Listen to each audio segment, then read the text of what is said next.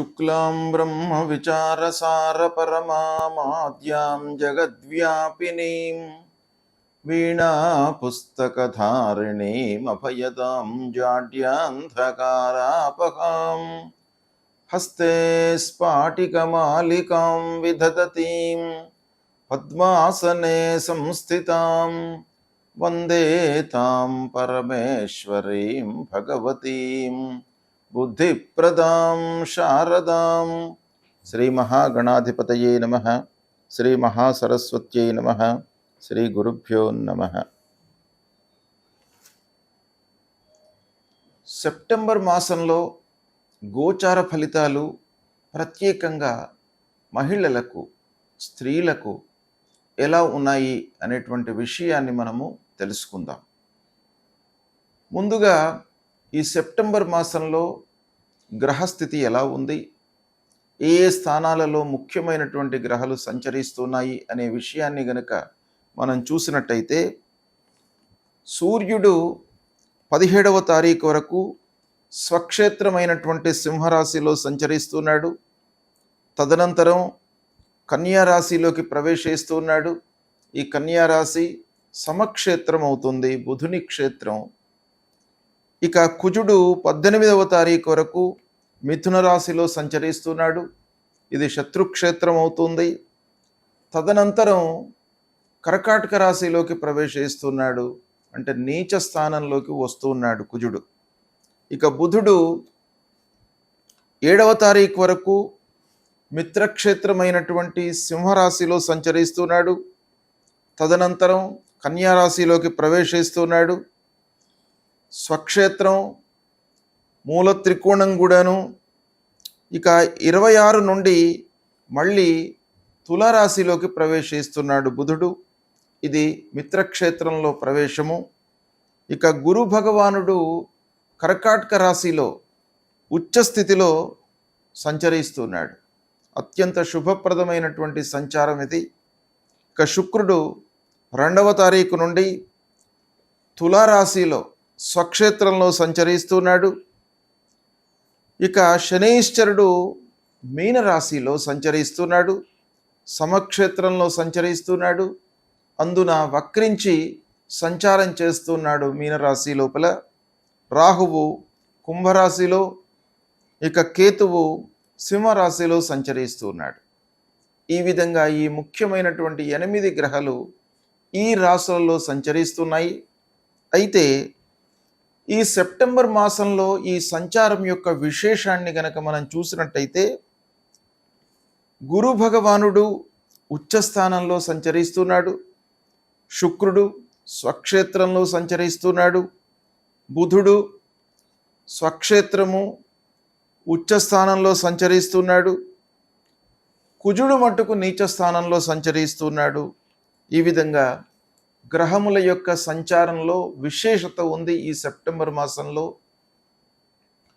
ఈ సంచారాన్ని దృష్టిలో పెట్టుకొని ద్వాదశ రాశుల వారికి ఫలితాలు ఎలా ఉన్నాయి అనేటువంటి విషయాన్ని మనం తెలుసుకుందాం. మేషరాశి వారికి సెప్టెంబర్ మాసంలో గోచార ఫలితాలు, ముఖ్యంగా మేషరాశిలో జన్మించినటువంటి మహిళలకు ఈ సెప్టెంబర్ మాసంలో ఫలితాలు ఎలా ఉన్నాయి అనే విషయాన్ని గనక చూసినట్టయితే, ముఖ్యమైనటువంటి గ్రహాలు సంచరిస్తున్నటువంటి స్థానాలు, సూర్యుడు 5, 6 స్థానాలలో సంచరిస్తున్నాడు. 5వ స్థానం ప్రతికూలం, 6వ స్థానం అనుకూలంగా ఉంటుంది. కుజుడు 3వ స్థానంలో సంచరిస్తున్నాడు ప్రథమ భాగంలో. తదనంతరం అర్ధాష్టమంలోకి ప్రవేశిస్తున్నాడు, ప్రతికూలం. బుధుడు 5, 6, 7 స్థానాలలో సంచరిస్తున్నాడు, అనుకూలంగా ఉన్నాడు. గురువు అర్ధాష్టమ స్థానం 4వ స్థానంలో సంచరిస్తున్నాడు. అయితే ఉచ్చస్థితుడై సంచారం చేస్తూ ఉన్నాడు. అంతేకాకుండా మేషరాశి వారికి భాగ్యాధిపతి 4థ స్థానంలో సంచారము, ఇది కొంత అనుకూలంగా మనకు ఫలితాలను ఇచ్చే యోగం. శుక్రుడు 7వ స్థానంలో సంచరిస్తున్నాడు, ప్రతికూలంగా ఉన్నాడు. శనైశ్చరుడు 12వ స్థానం ప్రతికూలం. రాహువు 11వ స్థానంలో అనుకూలంగా ఉన్నాడు. కేతువు 5వ స్థానంలో ప్రతికూలంగా ఉన్నాడు. ఈ విధంగా ముఖ్యమైనటువంటి గ్రహాలు ఈ స్థానాలలో సంచరిస్తున్నాయి. వీటి యొక్క ప్రభావం మూలకంగా ఫలితాలు ఎలా ఉన్నాయి అనే విషయాన్ని గనక చూసినట్టయితే 4వ స్థానంలో గురువు యొక్క సంచారము ఉచ్చ స్థితిలో సంచారం గనక ఇంటి లోపల సుఖశాంతులు ఉంటాయి. అర్ధాష్టమ స్థానం అయినప్పటికీ గోచార రీత్యా భాగ్యాధిపతి కనుక ఉచ్చ స్థానంలో చతుర్థ కేంద్రంలో సంచారం చేస్తున్నాడు కనుక ఇంటి లోపల సుఖ సౌఖ్యాలను పెంచుతాడు. మీకు అన్ని రకాలుగా కంఫర్ట్స్ను ఇచ్చేటువంటి అవకాశాలు ఉన్నాయి. అయితే శని మూలకంగా ఖర్చులు పెరిగే సూచనలు బాగా ఉన్నాయి కనుక మీరు నియంత్రించుకోవడం అవసరము. రాహువు మీకు అనుకూలమైనటువంటి స్థితిలో ఉన్నాడు. కొత్త వారితో పరిచయాలు, వారితో మీరు వ్యాపార లావాదేవీలు కొనసాగించేటువంటి అవకాశం కనబడుతుంది. సంతానం విషయం లోపల కొంత మీరు కాన్సన్ట్రేషన్ చేయాలి. వాళ్ళ యొక్క పెంపుదల, వాళ్ళ యొక్క చదువు కానివ్వండి, సెటిల్మెంట్ కానివ్వండి, వాళ్ళ విషయం లోపల మీరు కొంత ఆలోచన చేయడము మటుకు అవసరము.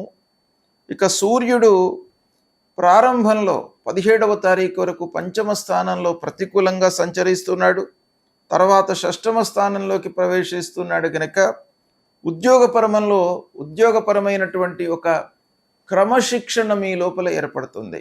అంటే ఉద్యోగస్తులకు time to time work complete చేయడము, హైఎఫ్స్తో మంచి విధానంలో వాళ్ళతో డిస్కషన్స్ చేయడము, తద్వారా మీకు అనుకూలమైనటువంటి ఒక కార్యకలాపాలు, ఒక స్థితి ఏర్పడేటువంటి సూచనలు కనబడుతున్నాయి. ముఖ్యంగా బుధుడు మీకు చాలా అనుకూలంగా ఉన్నాడు. చదువు విషయంలో మంచి పరిణామం, విద్యార్థులకు హయ్యర్ ఎడ్యుకేషన్ కొరకై ప్రయత్నాలు చేస్తున్నటువంటి వారికి, వ్యాపారం చేస్తున్నటువంటి వాళ్లకు చేతిలో ఉన్నటువంటి వ్యాపారము చాలా సునాయాసంగా లాభదాయకంగా జరుగుతుంది. దీన్ని సద్వినియోగపరుచుకోవాలి. ఇక శుక్రుడు మటుకు సప్తమ స్థానంలో గోచార రీత్యా ప్రతికూలంగా ఉన్నాడు. అయితే స్వక్షేత్రంలో సంచారం చేస్తున్నాడు కనుక కొంత ఇబ్బందిని తగ్గించేటువంటి అవకాశం ఉంది.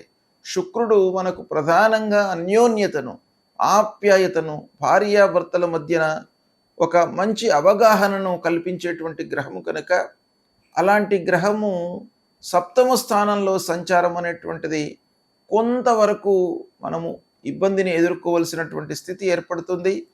అయితే దాన్ని అధిగమించే అవకాశం కూడా ఉంది. స్వక్షేత్రంలో సంచారం కనుక మీరు డీప్ డిస్కషన్స్లోకి వెళ్లకుండా ఉన్నట్టయితే భర్తతో అన్యోన్యత ఉంటుంది, మీకు పిల్లలతో అన్యోన్యత ఉంటుంది.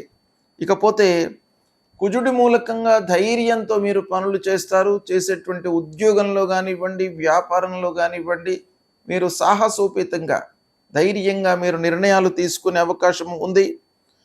ఇక ఓవరాల్గా ఈ గ్రహాలన్నిటి యొక్క సమిష్టి ఫలితాలను మనం చూసినట్టయితే ఉద్యోగంలో ఉన్నటువంటి వారికి క్రమంగా పురోగతి కనబడుతుంది. ఇక వ్యాపారం చేస్తున్నటువంటి వాళ్లకు, మహిళలకు, ముఖ్యంగా చిన్న మొత్తంలో వ్యాపారం చేస్తున్నటువంటి వాళ్లకు కొత్త ఒప్పందాలు ఏర్పడతాయి. తద్వారా మీకు లాభాలను గడిస్తారు. మహిళలు ఇంటికి సంబంధించినటువంటి ఉపకరణాలను, వస్తువులను కొనుగోలు చేస్తారు. ఆభరణాలు కొనుగోలు చేయడము, కావలసినటువంటి వస్తువులను కొనుగోలు చేయడంపై మనస్సు నిలుపుతారు. అయితే తల్లి యొక్క ఆరోగ్యం పైన మట్టుకు మీరు కొంత శ్రద్ధ వహించాలి. వాహన వినియోగం లోపల కూడాను మీరు జాగ్రత్తలు తీసుకోవాలి. పెట్టుబడులు లాభదాయకంగా ఉంటాయి. పూర్వం చేసినటువంటి పెట్టుబడుల మూలకంగా కూడాను మీకు ఈ సమయంలో, ఈ సెప్టెంబర్ మాసంలో అనుకూలత ఉంది. ఇక విద్యార్థినులకు విజయ సూచనలు బాగా ఉన్నాయి. గురువు ఉచ్చస్థానంలో సంచరిస్తున్నాడు కనుక చదువుకునేటువంటి వారికి ఇది చాలా ఉపయోగపడేటువంటి మాసం. వివాహ ప్రయత్నాలలో ఉన్నటువంటి వాళ్లకు అనుకూలం సంబంధం కుదురుతుంది. కుటుంబంలో అందరి యొక్క సహాయ సహకారం కూడాను లభిస్తుంది. కోర్టు వ్యవహారాలలో పురోగతి కనబడుతుంది. పూర్వము నుండి మీకు పెండింగ్లో ఉన్నటువంటి కోర్టు కేసుల లోపల ఈ మాసంలో కదలిక వస్తుంది. అనుకూలమైనటువంటి తీర్పులు వచ్చే సూచనలు కూడాను కనబడుతున్నాయి. ఓవరాల్గా చూసినట్టయితే మేషరాశిలో జన్మించినటువంటి మహిళలకు ఈ సెప్టెంబర్ మాసము శుభప్రదమైనటువంటి నెల. ఖర్చులు ఉంటాయి, ఖర్చులను కొంత తగ్గించుకోండి. మిగతా అన్ని విషయాల లోపల కూడాను మీకు అనుకూలమైనటువంటి ఫలితాలు గోచరిస్తున్నాయి. గ్రహస్థితి ప్రతికూలంగా ఉన్నప్పుడు మనము గ్రహాలకు సంబంధించినటువంటి పరిహారాలు చేసుకోవడము, అధిష్టాన దేవతలకు సంబంధించినటువంటి స్తోత్రాలను పారాయణం చేయడము, మూలమంత్రాలను జపించడము, సద్గురువులను సందర్శించుకోవడము, ఇవి చేసినట్టయితే తప్పకుండా మనకు ఆ గ్రహాల మూలకంగా ఉద్భవించేటువంటి దుష్ప్రభావము తగ్గుతుంది. అందులో భాగంగా ప్రధానమైనటువంటి గ్రహము గురుగ్రహము. గురువు ప్రతికూలంగా ఉన్నప్పుడు తప్పకుండా మనం పరిహారం చేసుకోవాలి. ఏం చేయాలి గురువు నిమిత్తమి అనంటే, ప్రథమంగా తల్లిదండ్రులను గౌరవించండి. ప్రతినిత్యం కూడాను లేవగానే తల్లిదండ్రులకు నమస్కారం చేయడము, తల్లిదండ్రుల యొక్క యోగక్షేమాలను తెలుసుకోవడము, ఇది చాలా ముఖ్యమైనటువంటి విషయం. ప్రథమ గురువులు తల్లిదండ్రులు కనుక వాళ్ళ యొక్క ఆశీస్సులు తప్పకుండా ఉండాలి. కనుక వాళ్ళను మీరు సేవించండి, వాళ్లకు కావలసినటువంటి సదుపాయాలను కల్పించండి.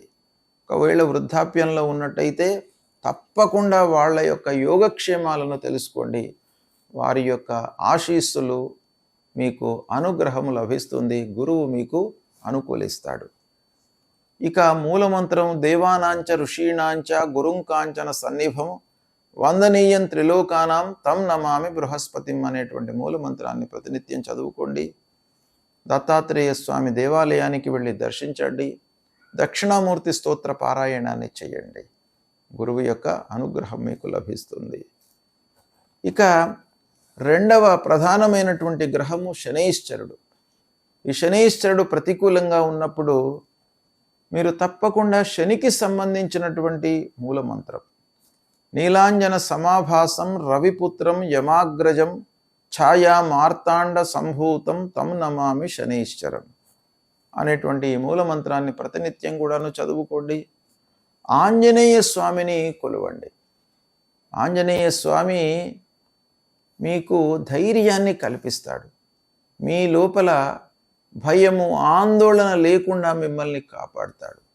శనైశ్చరుడి మూలకంగా మీకేంటంటే ప్రతి పని లోపల కూడాను ఆలస్యం, మీకు ఆ పనిపైన ఇంట్రెస్ట్ కోల్పోయేటట్టుగా మిమ్మల్ని శని చేస్తాడు. కనుక దాని నుంచి డీవియేట్ కాకుండా మీకు ఆంజనేయ స్వామి యొక్క మహిమ మూలకంగా, అనుగ్రహం మూలకంగా మీకు తప్పకుండా మళ్ళీ ఆ పని లోపల ఇంట్రెస్ట్ కలిగేటట్టుగా మిమ్మల్ని చేస్తాడు. కనుక తప్పకుండా ఆంజనేయ స్వామిని దర్శించండి. హనుమత్ చాలీసా మీరు పారాయణం చేసుకోండి.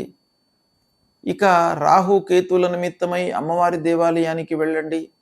అమ్మవారిని కొలిచినట్టయితే తప్పకుండా మీకు అనుగ్రహం లభిస్తుంది. విఘ్నేశ్వరుణ్ణి పూజించండి. ప్రతి పని లోపల కూడాను నిరాటంకంగా పనులు ముందుకు కొనసాగడం పైన మీకు ఆ విఘ్నేశ్వరుడి యొక్క అనుకూలత చాలా అవసరం గనక ప్రతినిత్యం కూడాను విఘ్నేశ్వరుణ్ణి పూజించండి. అంతేకాకుండా మిగతా అన్ని గ్రహాల యొక్క దుష్ప్రభావం నుండి మీరు దూరం కావడానికై రుద్రుణ్ణి పూజించండి. అంటే పంచముఖ మహామృత్యుంజయుణ్ణి మీరు పూజించినట్టయితే చాలా సత్ఫలితాలు కలుగుతాయి మీకు. అంటే శివాలయానికి వెళ్ళండి, పంచామృతాలతో అభిషేకం చేయండి, ఒక బిల్వదళం సమర్పించి ఆ స్వామివారి దర్శనం చేసుకున్నట్టయితే మీకు ఆయురారోగ్య ఐశ్వర్య భోగభాగ్యాలన్నీ కూడాను ఆ శివుడు మీకు కల్పిస్తాడు. తద్వారా మీ లోపల ఒక ఉత్తేజం వస్తుంది, పనులు చేయాలి అనేటువంటి మనస్తత్వం మీకు పెరుగుతుంది. తద్వారా మనిషికి పనిపైన శ్రద్ధ కలిగినట్టయితే మనకు లాభం చేకూరుతుంది, విజయం కూడాను కలుగుతుంది. గనక పంచముఖ మహామృత్యుంజయుని కొలవండి, తప్పకుండా మీకు సత్ఫలితాలు కలుగుతాయి. శుభం.